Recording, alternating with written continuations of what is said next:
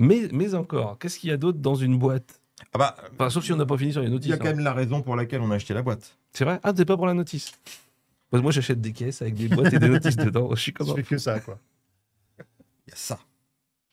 Qu'est-ce que c'est, ça? Blister Pack. Le blister pack. Alors, à quoi il sert? De quoi il est constitué? Pourquoi? Tout ça. On veut tout savoir. Alors, à quoi il sert? Il sert à transporter les produits. Donc, elle est... alors, pas assurer leur stérilité. Surtout, n'imaginez pas que dans un blister, c'est stérile. C'est pas le cas. Et c'est pas le but. Ça sert à disposer les produits de manière ordonnée dans la boîte et pas que les produits se baladent librement pendant le transport, le stockage et toutes les étapes de sa vie. Donc c'est composé de quoi? C'est composé dans la partie inférieure très souvent de PVC ou d'APET maintenant, qui est un plastique un peu plus recyclable. Et puis au-dessus d'un opercule, on appelle un opercule qui peut être de plusieurs matières. Il y a de l'opercule plastique transparent, il y a de l'opercule papier, il y a de l'opercule alu. Ça, c'est en fonction des besoins, en fait. Alors, c'est du marketing aussi. Et puis, il y a aussi des besoins par rapport à la protection de la lumière, par rapport à plein de choses, par rapport à la sécabilité, par rapport à l'utilisation. Dans le cadre d'un comprimé, c'est pratique d'avoir quelque chose qui se troue, qui se déchire et qui permet de ne pas contaminer le reste, de n'utiliser que la partie utile de ce dont on a besoin. Ce qui est top, c'est quand c'est... Moi, je sais, par exemple, pour de l'allopurinol, lundi, mardi, mercredi, jeudi, et tu sais aussi, tu suis ton traitement. Donc, moi, je sais ce que j'ai oublié de prendre. Tu vois, ça facilite l'observance du... Voilà, Donc, le blister, c'est ça. Après, je ne sais pas si vous voulez qu'on parle un peu de la manière de former le plastique. Alors, juste moi, je voulais finir sur le rôle aussi. Il y a un rôle de protection aussi, comme on disait tout à l'heure, tu l'as évoqué, pour la lumière, par exemple. Il y a des blisters qui sont en aluminium aussi. Ceux qui sont un peu chiants, avec un alu un peu épais, ceux qui sont chiants à virer, les comprimés, quand il y a de l'alu, en général, c'est parce que votre produit, il est plutôt sensible à la lumière, même si c'est une forme sèche, qui est par définition plus stable qu'une forme liquide, qui est un vernis, ou qui est encore plus une seringue de vaccin, qui en plus d'être liquide, doit être conservé au frais. Ça, c'est quand même vachement stable. Je veux dire, globalement, quand il n'y a plus de flotte à l'intérieur, c'est plutôt pas mal. Mais donc, du coup, voilà, il peut y avoir du alu, PVC, différents types de plastique, comme tu disais. Et puis la vraie différence qu'on a, c'est que sur des formes sèches, le blister, c'est du conditionnement primaire. Oui. Puisqu'il est directement en contact avec le médicament, qui est le comprimé. Il n'a pas besoin d'être stérile, parce que comme on va se le mettre dans la bouche qui est pleine de bactéries, lui, il n'est pas stérile du tout. Sauf le suppôt. Sauf le suppôt. Check, les gars. Bien joué. Ah ouais. Mais par contre, effectivement, un blister comme ça, il a beaucoup moins d'utilité pour des seringues ou des flacons, où là, je suis d'accord, c'est plutôt pour la partie... on va pas mettre des flacons dans une boîte qui vont se balader. Voilà. C'est plus critique pour les comprimés ou les formes sèches, finalement, que pour des seringues, ou en tout cas quand c'est pas en contact direct avec le produit. Le produit dans une seringue, c'est le verre qui est en contact. Oui.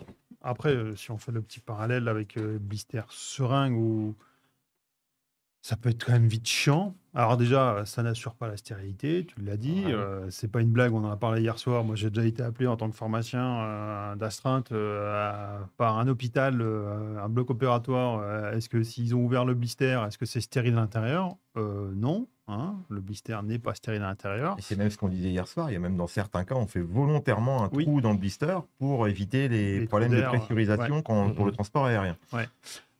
Mais le blister, peut aussi amener beaucoup de complexité, parce qu'on a connu des blisters où tu remets numéro de lot, date de péremption, date de fab, remarquage, etc.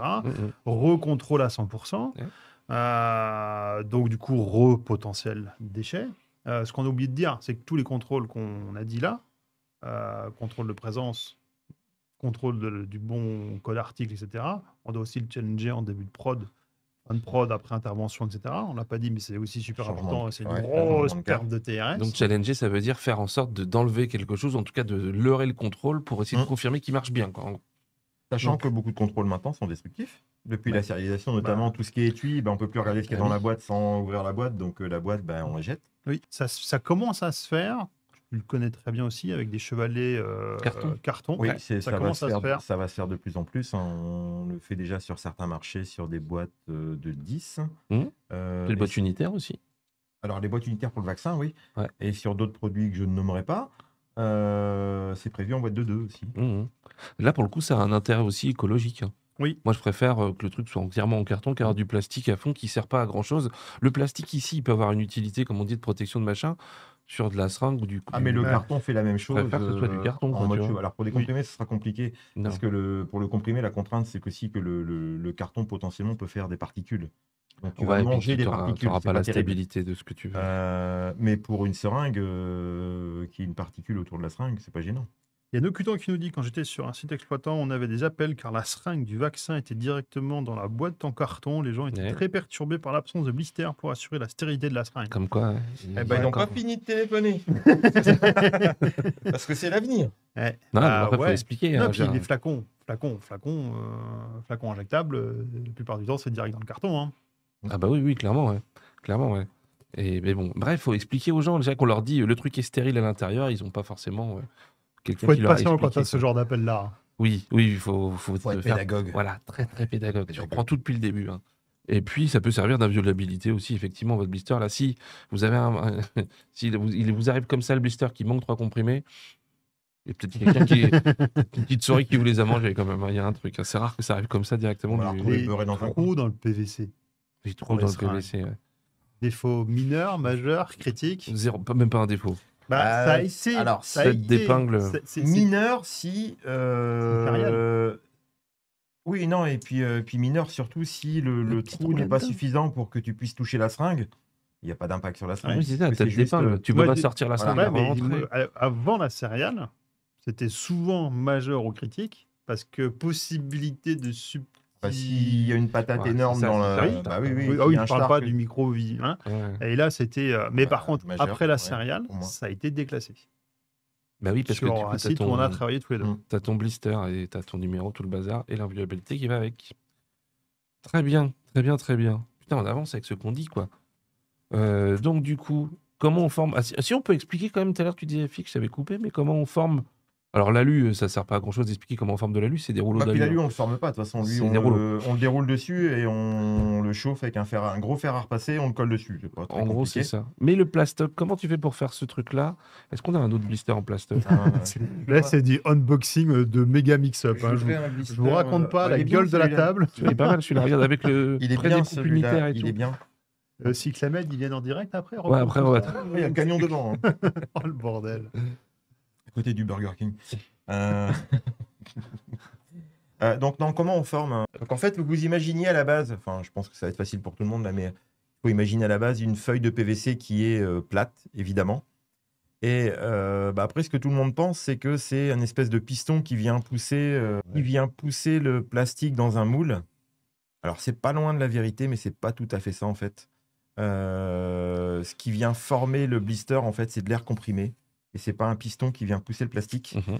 Donc en fait, il y a effectivement un piston qui descend et qui vient approcher le PVC chauffé des bords du moule. Et ensuite, on envoie de l'air comprimé qui vient finir de pousser le plastique sur les bords du moule et parfaitement faire le... Pour éviter que ça colle, c'est ça? Non, pour venir bien faire Oui. épouser la forme, parce qu'en fait, si on cherchait à emboîter mécaniquement deux formes très proches l'une de l'autre, quand on connaît parfois la précision qu'on a, je pense que tous les 5 blisters, on cassera un moule ou un poinçon. Et donc, en fait, on ne sait pas faire ça. Par contre, on sait envoyer de l'air comprimé qui, lui, va parfaitement épouser la forme parce qu'on envoie une très, très forte pression. Et les curieux, si vous avez l'occasion un jour et que vous voyez un moule de thermoformeuse démonté, Sur le bon coin, achetez-le sur le bon coin, ça court les rues. ou chez votre voisin. Soyez un peu... Non, mais on peut le voir même dans une machine, une thermoformeuse arrêtée, on arrive à Ouais, voir carrément, ouais. quand on sait où se trouve le moule.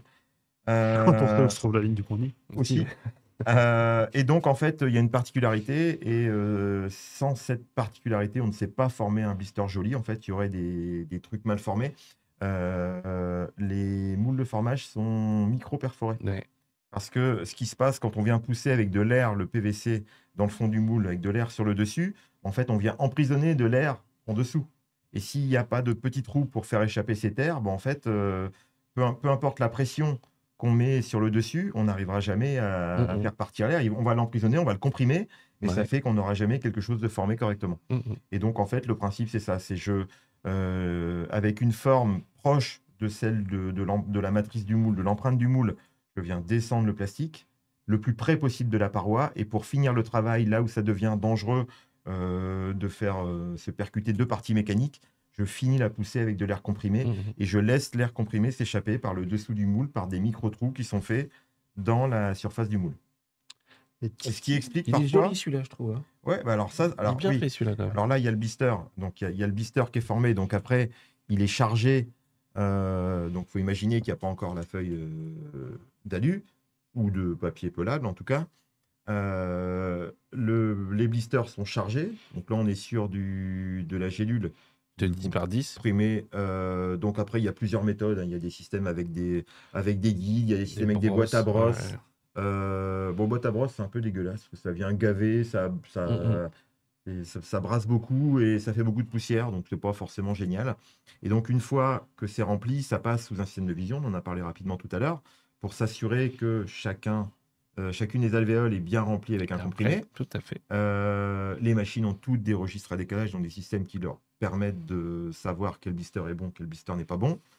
Et ensuite, peu importe, parce que ça c'est un processus qu'on ne sait pas faire de manière distinctive, tous les blisters pleins, toutes les alvéoles pleines ou vides sont, quoi qu'il arrive, clôturées, fermées. Ouais. Voilà. Et ensuite, à la sortie de la machine, les blisters qui ne sont pas complets sont éjectés. Et les blisters complets continuent leur processus sur la ligne pour aller à l'étape suivante. Donc, on va reparler du début de la machine d'après. On l'a bien approfondi, l'encartonneuse. Mais après, en fonction des formats, et là, en l'occurrence, c'est celle-là où on avait... Ouais, c'est celle-là. Donc là, on avait au moins 3 blisters dedans. Il en restait 3 dedans. Donc après, il y a des systèmes d'empilage qui permettent de... Tu peux en mettre plein. Tu peux mettre 10 blisters dans une boîte. De grouper dans des godets. Ah bah ça peut être 3, 5, 10. Oui, ça, c'est un format. De toute façon, c'est une opération mécanique. Tu la répètes autant que tu veux. Sachant que quand on répète l'opération, du coup, ça sous-entend qu'en termes de cadence, comme on multiplie le nombre de blisters contenus dans la boîte, on divise à chaque fois la cadence de la machine par l'augmentation du nombre de blisters dans la boîte. Après, il y a 5 fois plus de blisters dans une boîte, les boîtes avancent 5 fois moins vite. Voilà. Obvious, on va dire. D'où encore une fois la boîte de vaccin qui est le cas le plus extrême, parce que là on est sur l'unitaire. La boîte unitaire, où là, donc, à 300, c'est 300 boîtes minutes, 300 notices. Et là, pour avoir vu ces lignes de conduite tourner, enfin en tout cas une cet été-là, c'est pas mal. Hein. C'est impressionnant. Ouais. La vitesse du truc. Alors, on nous parle de thermofromage et de plaques de fromage. Je pense que là, vous êtes sur de la raclette. Hein. C'est la saison. C'est la saison. Ouais. On parle de raclette. C'est très bon avec les moules. Hein. Ça... D'ailleurs, moule raclette, c'est moule, thermofromage, c'est parti. On nous parle d'azote aussi. TB-Boy03 et qui nous dit effectivement, il y a azotage aussi en cas d'inertage du blister. Je sais que tu peux l'avoir, notamment sur du alu-alu, ou quand tu veux avoir des produits... qui sont stables alors qu'ils sont oxydables à l'oxygène et à la lumière et machin, tu peux avoir des espèces de bus d'inertage où tu vas essayer d'injecter de l'azote dans le truc pour être certain que ça chasse l'oxygène et que ce soit pas oxydé, on va dire, quoi. Et là, pour se faire plaisir, on a aussi numéro de lot et date de péremption. Et sur le blister. Ça fait plaisir. Alors ça, vous avez vu, vous pouvez l'avoir sur le blister comme ça, en embossage sur le côté, sur ce côté-là, ou alors, comme on l'a vu sur celui d'avant... T'as dit un mot intéressant, embossage, on n'en a pas parlé. Ah oui, embossage, on n'en a pas parlé. Ou alors là, vous avez, comme tu disais tout à l'heure, là, du unitaire. C'est-à-dire que là, on a du unitaire prédécoupé, où vous pouvez quelque part, sans avoir à exploser le blister, vous pouvez les découper. Hop, là, vous en avez 2 d'un côté. Par contre, c'est vrai qu'on a parlé... Et là, numéro de l'eau sur chacun. Numéro de l'eau péremption sur chaque alvéole. On a parlé d'embossage hier soir, on voulait expliquer, mais à la limite, l'embossage, est-ce qu'on pourrait considérer qu'avec la céréale, c'est pas très pratique, l'embossage ? Ça paraît pas très pratique, effectivement. Ça va, en termes de cadence, ça va avoir un impact. On peut l'expliquer vite fait en deux. Pareil. Ça va disparaître de toute façon. Ça va faire un composteur à chaque fois, ça va être long. On parle, alors ça c'est plutôt des vieilles techniques, mais vous le voyez encore, la preuve sur des trucs comme ça. Les blisters, L'embossage, alors comme son nom l'indique, c'est juste de créer des bosses, de créer un marquage par des creux et des bosses. Et là on a juste, on applique. C'est comme un tampon, mais métallique qui avec vient un rouleau. Écraser le carton. Ouais. Ça écrase le carton, ça écrase l'alu et ça vient former des lettres. 100% mécanique, 100% pas informatisé. Voilà. Donc ça marche, quand ça marche, ça reste un peu old school et maintenant on l'utilise de moins en moins quand même. Et donc du coup en termes de céréales, c'est totalement pas envisageable. Ça veut dire qu'il faut faire un composteur par boîte. Ça va générer de l'emploi. Ça serait bon pour l'emploi. Non, ou tu fais tout en embossage et tu fais juste impression, mais là c'est que tu multiplies tes systèmes et c'est le bordel. Quoi. Ouais, enfin là. C'est vraiment le bordel. L'enfer. Bon. Quoi. Très bien. Alors du coup, on est remonté dans le temps. On en est où là?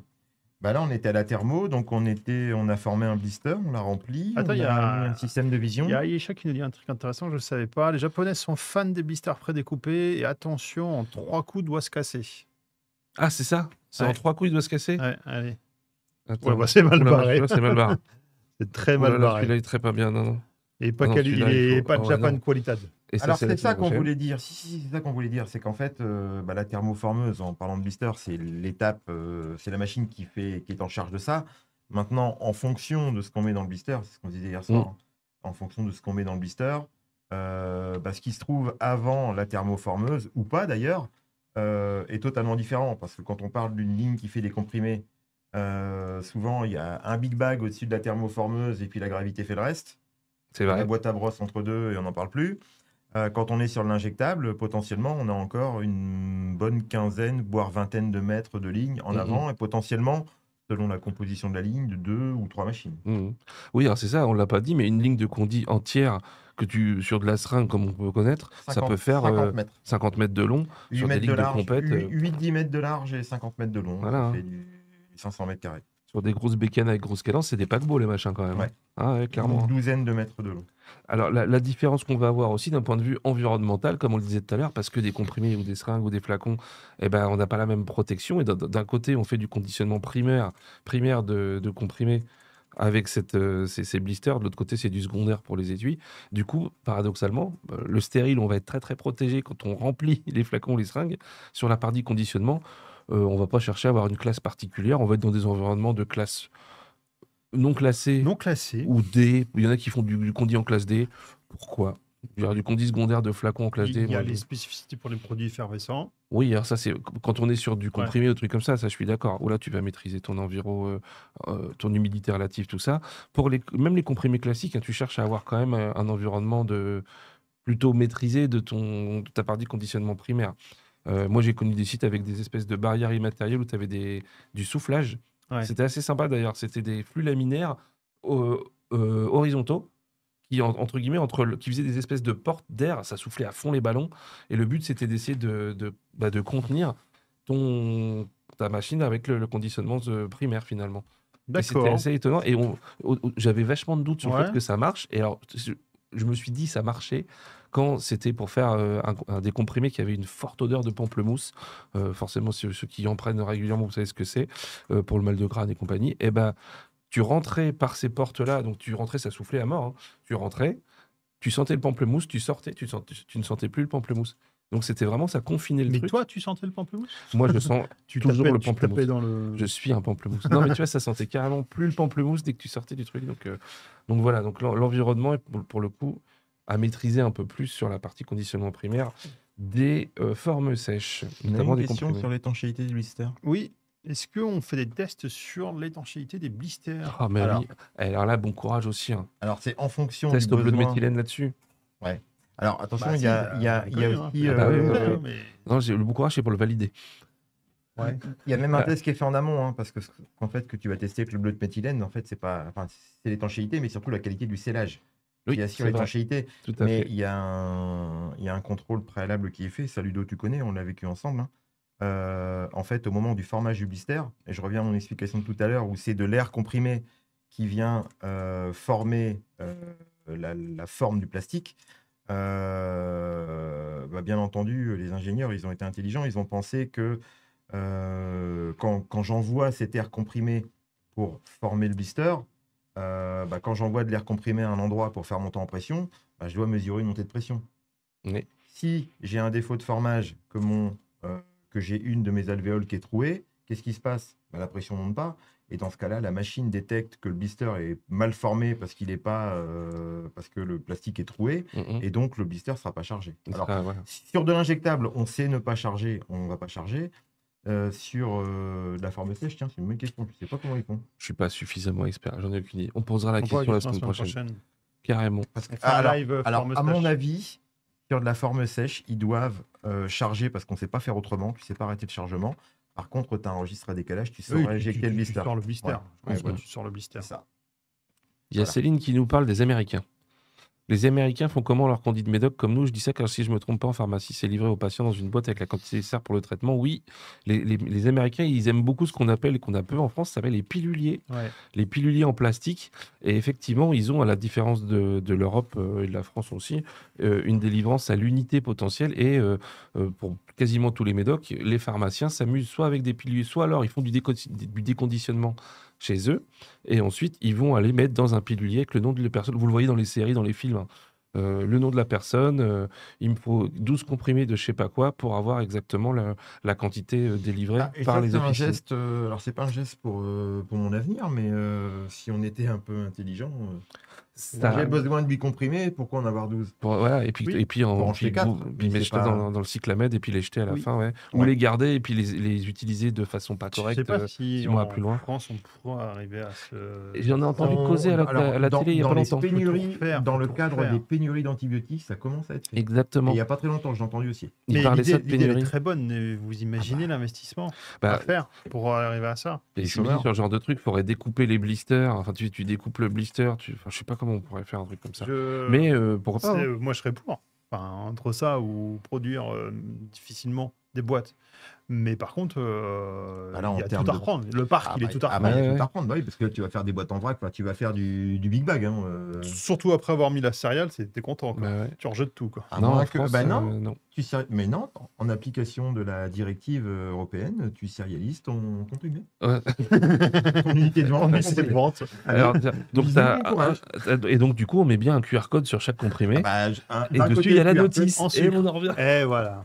Bah voilà. Non, mais en France, le seul truc quand même pour info qui est conditionné et qui est délivré à l'unité, ce sont toute la partie stupéfiant. Vous pouvez aller dans votre officine et si vous avez besoin de 10 comprimés de morphinique, vous aurez 10 comprimés de morphinique et vous n'aurez pas une boîte de 50 et faites-vous plaisir avec les 40 autres, quoi. Mais ça reste à la marge, la partie stup, quoi. En Tchéquie aussi, pour des médicaments spécifiques, à la pilule. Ouais, le petit pilulier, quoi. Tu vois, donc ça se fait un peu en Europe quand même, quoi.